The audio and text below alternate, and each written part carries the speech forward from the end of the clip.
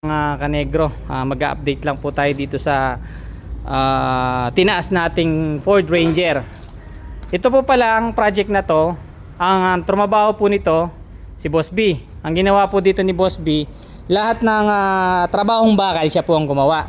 Ngayon, ikutan po natin siya. Yan. Kumbaga, Boss B, tayo ka nga Boss B dyan. Ayan o.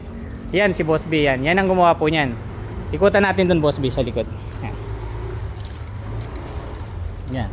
Hanggang likod po yan. Yung bumper po kasi niyan, niritoke din po ni Boss B. Boss B, dito ka. Yan. Yan. Yan. Ganyan po kataas ngayon yung Raptor. No? Boss B, yan ba ito? Halimbawa itong sasakyan na to, di ba tinaas natin? Pag gusto ng may-ari, sawa na siya. Gusto niyang ibalik sa standard at nahihirapan ng sumakay. Mababalik pa?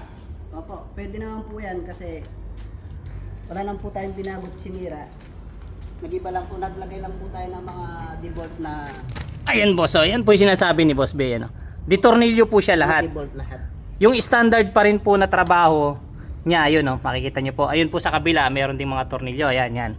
Tapos sa harap, ganun din ba Boss B? Tara na tayo sa harap Boss B. Sa harap, ganun din po. Wala rin pong binago dyan si Boss B. Kumbaga nag-fabricate ng panibago po. Ayan siya. Yan, kung mapapansin mo. Ito po yung stock eh. Yan. Yung pula. Nag-fabricate siya ng panibagong hanger.